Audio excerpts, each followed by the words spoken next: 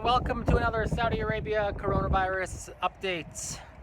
It is May 11th. It's pretty windy up here. My hair, as you can see, it's going crazy. May 11th, it's about 4:50 p.m. So we're about 10, 11, 12 minutes before curfew time. People are getting their last trips in, rushing home from wherever they were to get inside before curfew starts at 5 o'clock. Let's talk about the new cases in the kingdom. Saudi Arabia had a record-breaking day for the most amount of cases, as usual, with 1,966 new cases, bringing the total cases up to 41,014, a palindromic figure. We had a lot of recoveries today, though, which is great news. We had 1,280 recoveries, bringing us to 12,737 total recoveries, and 9 more deaths, bringing the total to 255. The world saw an increase of about 81,000 cases, bringing us to 4.122 million, 4,122,000.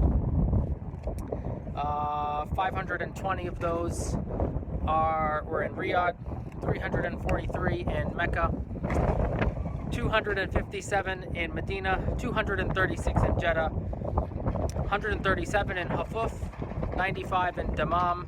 What's this guy doing?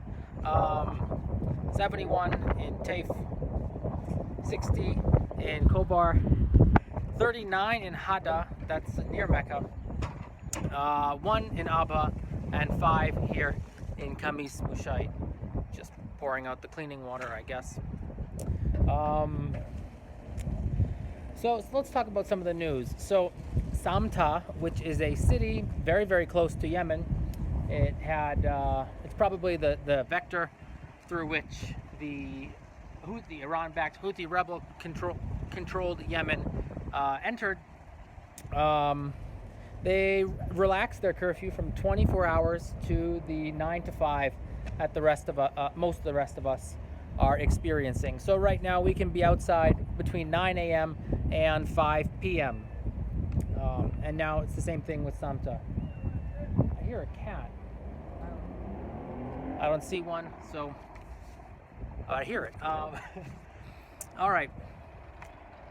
The VAT tax in Saudi Arabia is set to triple by July 1st. So about 7 weeks. The VAT tax in the kingdom, the value added tax, is going to increase from 5% to 15%.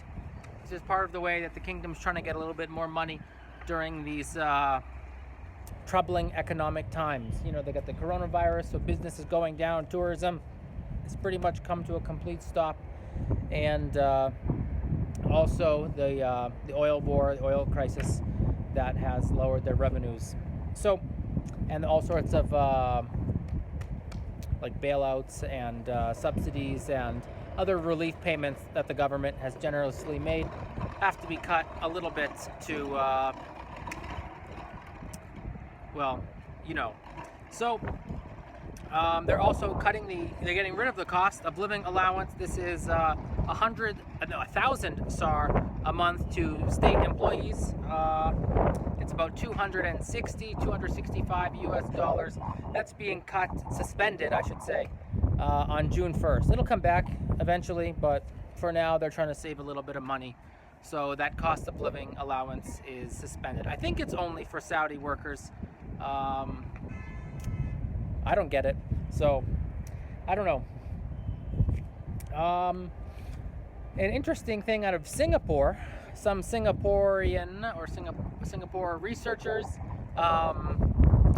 they predicted, based on all sorts of data and looking at graphs and lines and infection figures and recoveries, everything else, they predicted an end to the coronavirus pandemic in 3 countries, one of which was Saudi Arabia, the other 2 Qatar and the United Arab Emirates, the UAE. Now, I disagree with these numbers, but these researchers probably put a lot more work into their study than I do into these videos and the readings that I do. So, and I'll just read you these figures. They say that in the United Arab Emirates. The pandemic is going to end on September 3rd of this year, 2020. In Saudi Arabia on September 10th, 2020. And in Qatar, September 14th, 2020. I think that's very optimistic and probably not going to happen the way that they say it will. I think we'll be experiencing this pandemic all around the world, including those 3 countries, well into 2021. It might be down, cases might go down drastically. We might have, 25 new cases a day in Saudi, 1,000 a day in America. But I think that we're pretty much locked into this COVID crisis pretty much permanently until we get a vaccine. We have seen some places like Taiwan and New Zealand say that they have not received any new infections in several days, perhaps weeks. I know Taiwan has said they haven't had any foreign transmissions in almost a month, if you believe that. So I think we'll see, especially some island countries. Iceland will eventually get a hang on it. And if you are a terrestrial, landlocked country, I think that we're going to experience this for a long time. But if you have a prediction end date for the vaccine in Saudi Arabia or America or your country, let me know in the comments. A virtual reality company called Wahi, W-A-H-I, they are allowing Muslims to digitally enter the Grand Mosque in Mecca for their prayers. The video actually went up in 2017, but it's got millions of views since coronavirus pandemic began. So this is a way, I don't know how many people are seriously interested in buying a set of virtual reality glasses, goggles, a helmet, whatever, so that they can digitally, remotely pray in the Grand Mosque. I don't know how many people are doing that, but it's kind of an interesting idea. I'll put the video in the link of this video in the description for this video. So if you want to find that, you can watch that video. And you don't need virtual reality to watch it on YouTube, but if you want to have the full experience, you need to get some kind of VR glasses. I don't know. I'm not into that. So, and last story today. King Abdul Aziz Port in Dammam, in the eastern province, not far from Bahrain. They broke a record yesterday, Sunday, May 10th, by receiving 26 cargo ships. And these are not ships for oil, although there is plenty of exporting going on there as well. These are mostly import ships, importing dry goods and various other goods, commodities, and products for the Kingdom of Saudi Arabia's people, because Saudi Arabia does not produce a lot of its own food. They do produce a lot of dates, but pretty much most of the food is imported. In fact, even they import camels from Australia, interestingly enough. So this is just one indicator on the level of consumption and reliance that people in Saudi have on the international globalized foreign economy. And I don't really know, I don't have a breakdown of the kinds of cargo that were imported in these 26 cargo ships, but it is a gigantic port, and it's connected by a railway to a dry dock in Riyadh. So this is pretty much the central way that people in Saudi Arabia and people in the eastern province and in the central province get their goods. Everything pretty much comes by ship, even though, we like to think, lots of stuff is going on trucks and in the air and stuff. Still, most of the world relies on cargo ships to get their stuff. So I think that's it for this video. We got a couple minutes to curfew.